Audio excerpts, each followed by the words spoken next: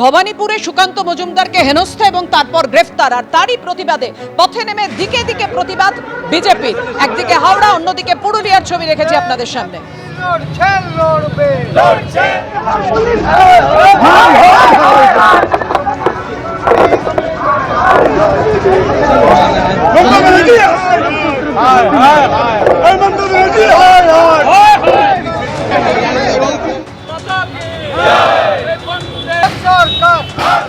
অনুব্রত মণ্ডল আইসিকে যেভাবে আক্রমণ করেছিলেন, এফআইআরে কি উল্লেখ রয়েছে এবার আপনাদের সামনে রাখবো সেই তথ্য যে আইসির এফআইআরে কি উল্লেখ রয়েছে আইসিকে হুমকি কাণ্ডে। অনুব্রত মণ্ডলের আইফোনের ফেস টাইম থেকে ফোন, আইসি লিটন হালদারের অভিযোগপত্রে একের পর এক বিস্ফোরক অভিযোগ। অনুব্রত মণ্ডলের আইফোনের ফেস টাইমে লিটন হালদারকে ফোন, আইসির সরকারি মোবাইল নম্বরে ফোন করে নিজের পরিচয় দেন অনুব্রত মণ্ডল। আইসি তখন থানায় তার ঘরে ছিলেন, উল্লেখ লিটন হালদারের অভিযোগপত্রে। অনুব্রত মণ্ডলের ফেস টাইম আইডি উল্লেখ করে অভিযোগ দায়ের করেছেন লিটন হালদার। এত বিস্তারিত তথ্য দেওয়ার পরেও কেন কেষ্টর ফোন বাজেয়াপ্ত নয়, উঠছে প্রশ্ন। প্রয়াত মা এবং স্ত্রীকে টেনে আইসিকে অশালীন ভাষায় হুমকি দিয়েছেন অনুব্রত মণ্ডল। ইচ্ছাকৃতভাবে অবমাননাকর কথা বলে অপমান করা হয়েছে, মানসিকভাবে হেনস্থা, দলবল নিয়ে বলপূর্বক সরকারি কোয়ার্টার থেকে বের করে দেওয়ার হুমকি। অনুব্রত মণ্ডলের বিরুদ্ধে লিটন হালদার যে অভিযোগ করেছেন সেই অভিযোগপত্রে এমনই উল্লেখ রয়েছে। ভয় দেখানো এবং সরকারি কাজে হস্তক্ষেপ করাই উদ্দেশ্য ছিল, অভিযোগ করেছেন আইসি লিটন হালদার। কিন্তু তারপরেও অনুব্রত মণ্ডলের ফোন কেন বাজেয়াপ্ত নয়, উঠছে প্রশ্ন। যে ভাইরাল অডিও ইতিমধ্যেই ভাইরাল হয়েছে, আইসি লিটন হালদারকে যেভাবে হুমকি দিয়েছিলেন অনুব্রত মণ্ডল, আরো একবার আপনাদের সামনে। হ্যালো, হ্যাঁ বলুন। তোর পশু ডেপুটেশন দিয়ে তোর বাংলো পর্যন্ত যাব, তোকে বার করে নিয়ে আসবো। বল বল বল বল বল বল বল বল। হ্যালো, বল। আপনি কি বলছেন? আমি অনুব্রত মণ্ডল বলছি। বল বল বল বল বল। তুই ফোনে রেকর্ড করছিস, আমি সব জানি। না না, পশু যখন ডেপুটেশন দেবে না, তোকে কোয়ার্টার থেকে মারতে মারতে নিয়ে আস। না কি হয়েছে, মানে ঘটনাটা কি? জানিস না সিঙ্গিতে কি হয়েছে? হ্যাঁ হ্যাঁ,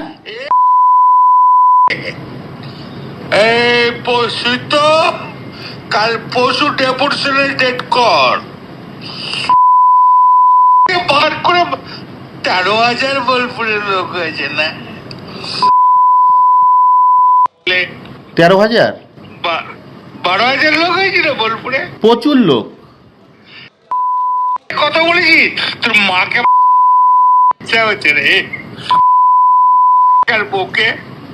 আপনি আপনি আপনি একজন দায়িত্বপ্রাপ্ত লোক, আপনি এভাবে কথা বলছেন? তোর ডেপুটেশন, এই পশু ডেপুটেশন ডেট কর, ওকে অফিস থেকে ওই ঘর থেকে বার করার দায়িত্ব আমার। রাজীব কুমার, আমি অনুব্রত মণ্ডল বলছি। সরাবে না নাকি? হ্যাঁ, পশু ডেপুটেশন দিয়েছি, মারবে কি মারবো দেখুন। আমি আমার 10,000 লোক হয়েছে বোলপুরে, 10,000 12,000 লোক হয়েছে। এক কাজলের গু খায়, তাই না? আমাদের ভুল বললাম? আমরা কারোর লোক নই, আপনি ভুল ভাবছেন।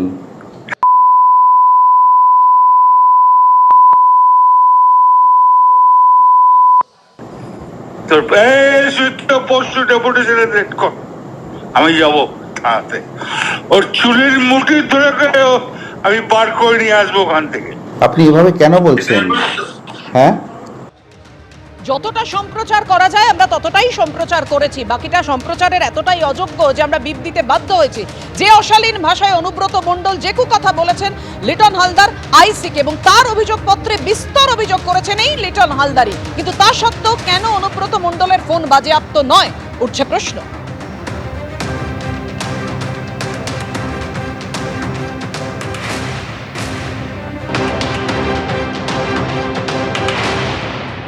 অভিযোগে পরিষ্কার কিন্তু একটা জিনিস উল্লেখ করা আছে যে অনুব্রত মণ্ডল ওনারই ফেসটাইম আইডি থেকে ফোন করেন এবং নিজের পরিচয় দেয় যে আমি অনুব্রত মণ্ডল বলে।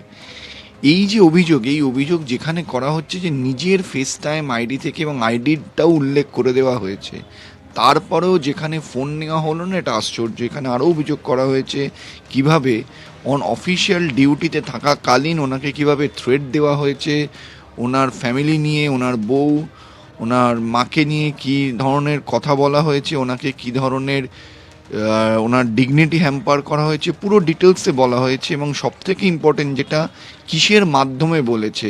পুলিশের সদিচ্ছা থাকলে প্রথমত এই যে সেকশনস দিয়েছে সেই সেকশনস হতো না, এর সঙ্গে আরও কিছু সেকশনস যেরকম outraging modesty of woman, direct causing threat, attempt to murder, deterring police officer from performing duty, এই ধরনের আরও অনেক সেকশনস থাকতো যদি পুলিশের সদিচ্ছা থাকতো।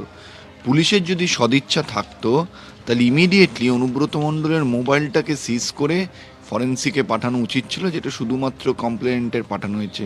আপনি আমায় বলুন তো, ইন দ্য মিন টাইম ফোনটা যদি হারিয়ে যায়, হঠাৎ করে দেখলেন ফোনটা হারিয়ে গেল, বা হঠাৎ করে দেখলেন কেউ একটা ফোনটা নিয়ে পুকুরে ফেলে দিল বা জিনিসটা ডিলিট করে দিল, তখন কি করে কি হবে?